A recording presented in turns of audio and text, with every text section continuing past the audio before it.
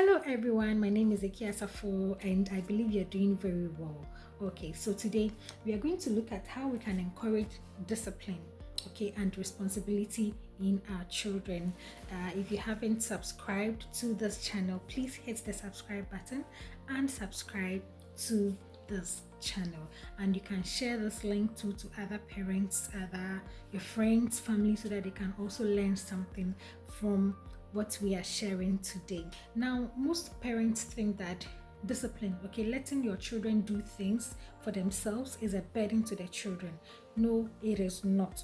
Today I want to tell you that you are rather helping the child by giving them responsibilities, by helping them become responsible for themselves and for the things that they have to get done. It's not something like a burden for your child. It helps your child with their self-esteem. In order for your child's life to have meaning, they need self-esteem. This is very important that we take note. And teaching responsibility is not about rescuing your children from what they have to do for themselves. There are certain things, of course, we need to guide, we need to help, but there are things that they can do for themselves. We must allow them to do for themselves. We shouldn't always be there like the least thing we want to save them, No, it doesn't help build responsibility in them. So we need to stop rescuing them from things, allow them. Sometimes we need to stay back. Of course, I understand, sometimes it's difficult watching your child struggle. Like, you are there, you can do something to help the child, but you're watching the child struggle and it's difficult.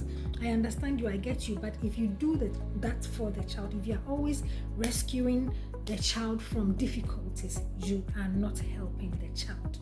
So what we have to do is that we need to give our children the idea, we need to help our children have this mindset that they have the power to do things for themselves. Let's give our children that mindset, that idea that they have the power to do whatever thing that they want to do for themselves, and sometimes they don't really need someone before they can be able to do what they have to do for themselves. Now, take note that you don't have to also stop. This doesn't mean that you have to teach your child not to ask for help. Teach them, before they ask for help, they should try all they can to do what they have to do. They should try first before seeking for help. Now, what are some of the things we need to teach them? First of all, we need to teach them to take responsibility for the mess that they create. So, for instance, your toddler, pours water on the floor, and you go immediately, you shout at your child, and you take a mop and mop the floor. At that time, at that instant, you haven't taught the child anything.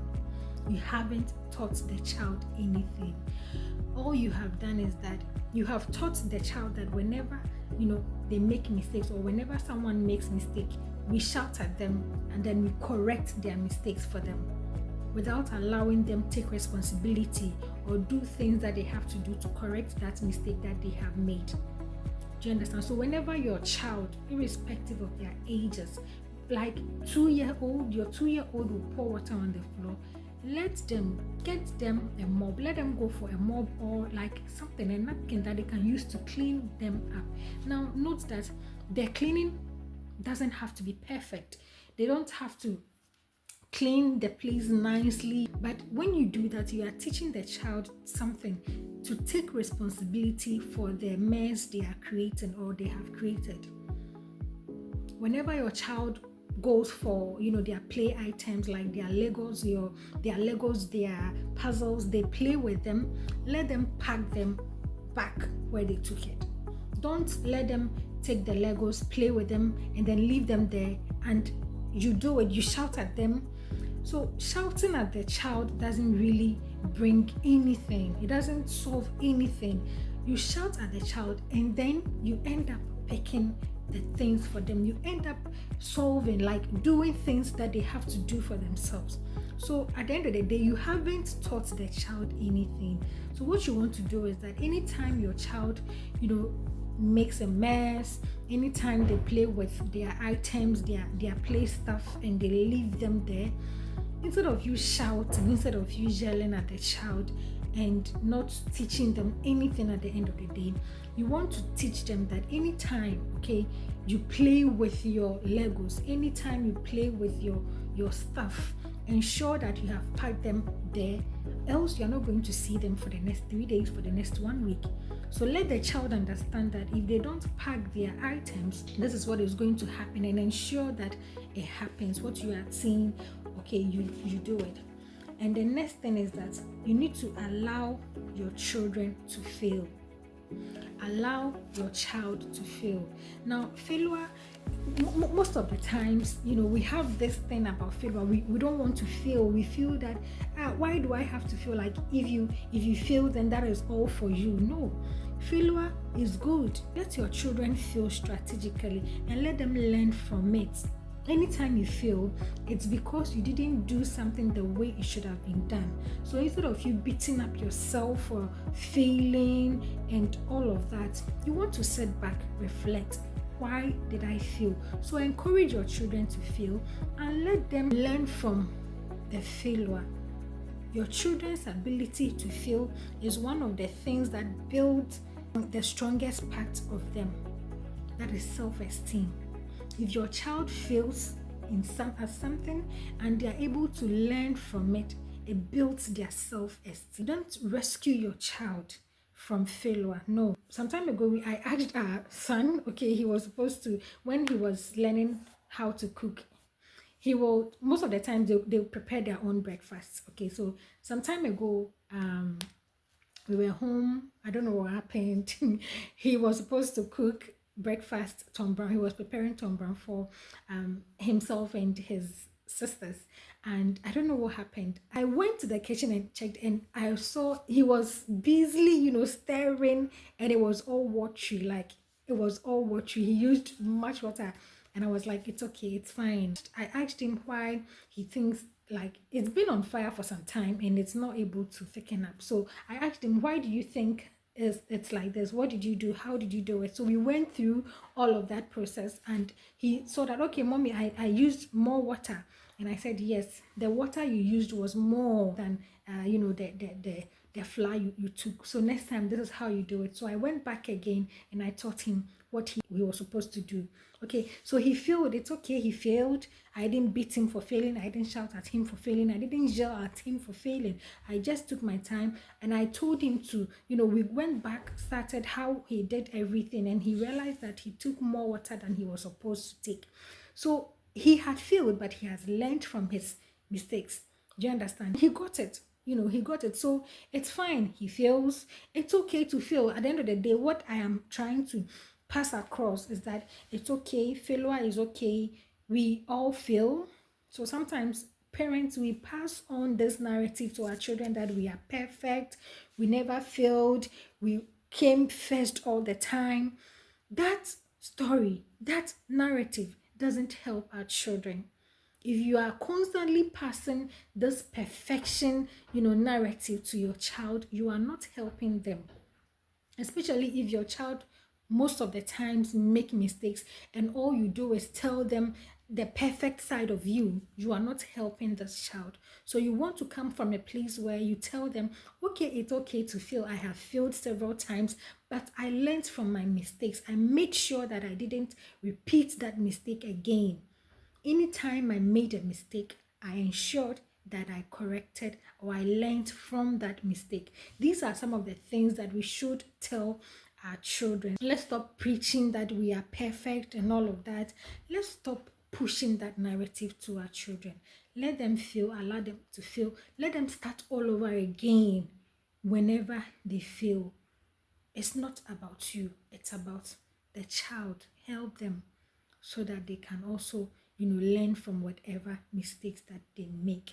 And the next thing is that we need to reduce giving instructions all the time, and sometimes we need to ask questions like, what do you think needs to be done? What's the next thing you think you can do?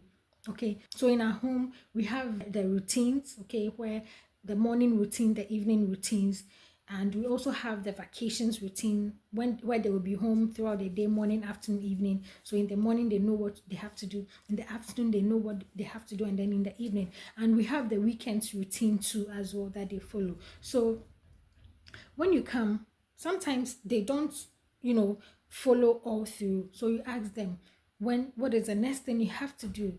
You ask them, they will think, they will go back to the board and check, okay, this is the next thing I have to do. Don't go and tell them, go and bath, go and take your, no, go and read your book, go and take your bath, go and brush your teeth. Like, you are just letting, they are not zombies. They are not robots that they should be following instructions like that. They need to think. They are thinking beings. They need to think. So you need to do things that will help your child think. So what is the next thing to do? Okay, I've done this. What do I have to do next? Sometimes they don't even come and check from the routine. They think and then, okay, I've not done this, I'll go and do it. Then quickly they go and do that thing that they have to do. So we need to stop all the time giving instructions to our children. It's good to follow instructions. I'm not saying that not following instructions is bad, but what I'm saying is that let's give them the opportunity to think, to know what they need to do for themselves. Okay, to know what they need to do for themselves. Also, we need to let them, show them, to contribute. We need to teach them to contribute to the family. What I was teaching my children this morning, okay, every morning they have a voice note that they listen from their coaches. So what I teach them to do is that we were explaining one of their tasks for the day, and what I taught them was that, you are a member of this family, okay, and we all contribute. So your contribution now is to help with home chores. You can help with cleaning the room. Cleaning the room is a contribution you are making for the family. Helping in the kitchen is a contribution. The things that you do, your responsibilities are things that you do to contribute to the family. So I was teaching them, telling them of all of those things, that they have a part to play, and that is the contributions they are making for the family. So let them know and understand that they are part of a family and they have a contribution. They are not just there to be served, but also to be responsible for themselves and to take part in things that goes on in the family. So these are the things you need to teach them, for them to understand that, okay, so they didn't just come into the family to be served, do nothing. They also have a part to play. And these are some of the things they can do, according to their ages. You let them know the things that they are expected of them to do. Whenever they are given any responsibility, they are expected to do that thing that they've been tasked to do. Okay. One thing we need to also teach them is that we need to teach them that they are responsible for their interactions. They are responsible for, whatever conflict that comes. They need to learn to resolve conflicts. So some time ago, I think yes, it's been quite some time. My kids came home and my daughter told me that someone gave someone gave his sausage to him. Was it a meat something? I've forgotten. The person gave that thing to my son and he ate it. So when they came home, my daughter came to tell me, and she was like, how could you do that? How could you eat someone's, thing that they've given to you? What if it's something harmful in there? What would you do? And I told him, why did you do that? Why? What happened? And he said it was because he was hungry. He was hungry, and at that time, I think he had used the money that he had at the time, so he was hungry. And I said, okay, I understand you were hungry, but your friend too could have been hungry, and you don't know that something could be in it that can be harmful to you after eating it. So we had read a story, the magic biscuit. We had read that story. So I used that story to as reference to him. I told him there was this boy who will take people's stuff when someone comes to school. He was that tall guy who amongst all his colleagues, he was the one who was tall and he had strength and all of that. So he was using that to abuse the other children. He was always being offensive. He would take stuff from them, their food to eat and all of that. So one day someone came to school with some biscuit. It was an experiment that his uncle was doing. His uncle was a doctor, and he came home with some biscuits. It was an experiment they were doing, and the boy took one of those biscuits to school. So this guy saw the biscuit and he took it from the guy. He was like, give me the biscuits. Anytime he sees that any student has something and he makes sure he takes it. And because of how he was, no one could beat him or bully him back, so he was always bullying others. And he took the biscuit, he went to eat it, and when he ate the biscuit, everything, like his teeth removed, he had like everything in his mouth removed. Later that issue was solved for him. So I used that story as reference, that what if he ate, after eating that sausage, his teeth removed? Or what if something else happened to him? It could have happened to him. So I sat with him and I spoke with him, and I told him, next time if you're hungry, we have some teachers, trusted teachers in their school, that we tell them to go to and talk to anytime they feel a certain way, they're hungry, or anytime they feel someone is doing things that they don't like and all of that they can't do anything about. They should go and then tell them. So I told him why did he forget to ask that teacher and all of that. But so I reminded him and I told him what he needed to do next time. And what I told him was that he was going to write a letter. Okay, he was going to write a letter. That is what we do. If you offend someone, you try and resolve that conflict. Okay, that is a major thing we are doing now, major thing we are teaching now. And how to resolve conflicts by themselves. Okay, conflict is normal among siblings, but you need to check it when they are young, so that it doesn't grow to become something else. A lot of families have conflicts, issues like among themselves, sibling rivalry, and it's some cases you don't want to hear about it. So you want to deal with it when they are young. Teach them to resolve their own conflict. Whenever there is a conflict, how do you resolve that? Conflicts are okay, it's normal, there are healthy ones, but if you don't find strategies to solve those conflicts, those small conflicts, it can grow to become something very, very, very unhealthy. So these are some of the things you need to teach their children. Don't punish them for when you see your child fighting, or when you see your kids having arguments or all those kind of things. Don't punish them for that. Don't do things as if they have no right to express how they feel. What you want to do is that let them know how to do it the right way. It's okay, conflicts happen, but when it happens, we can also solve them. And this is how we do. These are some of the things we do to solve conflicts that happen. So you want to do that for your child. And the final thing that I want to add to it, I wanted to do just 10 minutes video, but see, we are here. So one thing that I want to add is that don't rescue your child from consequences. When you give a consequence to your child, ensure that they go through the consequence. Ensure that they go through the consequence.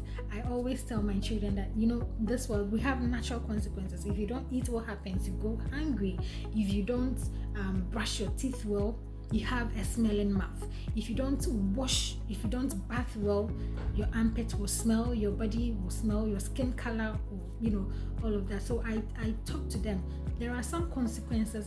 God will not do for you what you have to do for yourself. So there are certain things, if you don't do, you just automatically face that consequence. So anytime you give out a consequence to your child, do not rescue them. Don't say you will not have access to your toys for 1 week if you don't pack them after playing with them. And then you tell the child that, and then they finish playing, they leave things there, and you pack them yourself, and the next day they want it again, you give it to them. No. Ensure that you told them they won't have access to it, to the toys or whatever they are for a week. So ensure that you don't let them have it until that time is up. Ensure that. And that is how you can build character in your children. But most importantly, focus on building skills in your children. Whenever you see that your child has any misbehavior, whenever you see your child has issues, ask yourself, what is the gap? What am I not doing right? What do I have to do to help this child come out of this problem? I hope this is helpful, and see you in another video. Enjoy the rest of the day. Bye.